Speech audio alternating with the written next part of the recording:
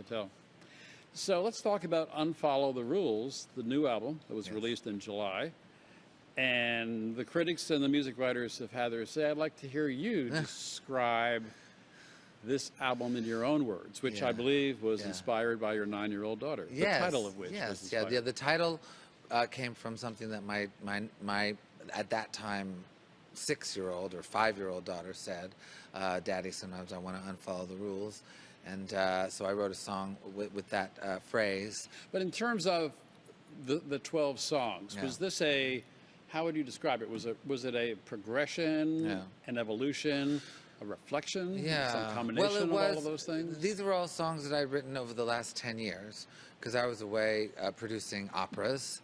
I produced 2 operas, Prima Donna and Hadrian, and did some other projects. Anyway, but in that period, I found myself writing songs. I finally found myself writing songs just to kind of pleasure myself and really express my inner feelings in order to like survive in the world.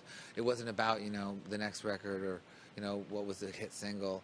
I just wrote these songs because I needed to, and so these songs came from that position, which I was very fortunate to be able to have. To get away for 2 seconds. Well, little did you know when you wrote the songs or recorded the songs that they were going to be released to the world in the midst of a pandemic, among many other strange things in these times that we're living through right now. In a way, do you think some of the songs have taken on a different meaning? Well, I think I definitely feel that in general, my kind of Rufus Wainwright sensibility is perhaps more relevant now than in more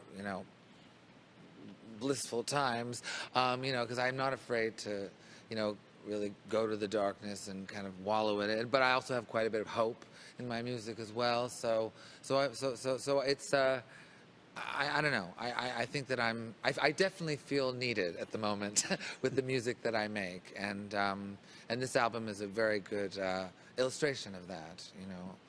So This is your 9th studio album. Now you've been at this for over 20 years, give or take.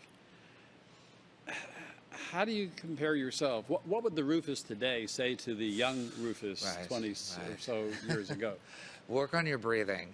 Besides that, work on your breathing. That's the only real thing. I mean, I honestly mean that. I mean, when I was very young, my singing, I think I was just more concerned about like elongating my notes and doing these kind of acrobatic moves, and then I would kind of take these huge breaths in, and it was charming. But I've since really focused on my singing in a more athletic way. What about your songwriting? You're a different songwriter today my than you were songs 20 were years always ago. very good. My songs have always been very good, and I don't say that in a kind of egotistical way. It's just because I know that a lot now because I had just celebrated the 20th anniversary of my first album, Rufus Wainwright and Poses, and we went out and did those songs, and they stand up really, really well. My singing is what's improved the most. Songs are always great. Does this feel like your second act? I think you made some reference to that in another interview. Well, I feel like hopefully it's my second act of a 3-act play, as opposed to the beginning of the end. But it's it's definitely the beginning of a new era for me, and I think this album very much reflects my first album. The sensibility which that was made, with the same studios, some of the same musicians, same California sound, and now I'm ready to do something completely different once again.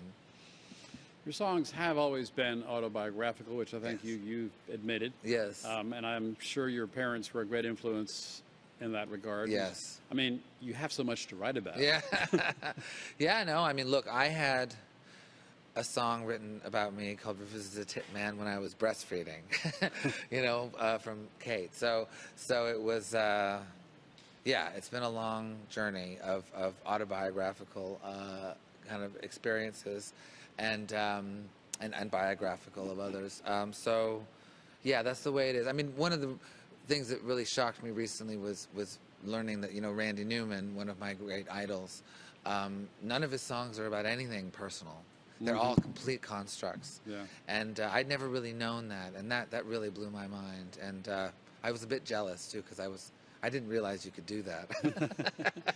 Yeah, I mean, Randy could write a song about himself if he wanted to. Yeah, because no, he Randy could write about anything. Yeah, and no, I know. has, I you know. So. Good.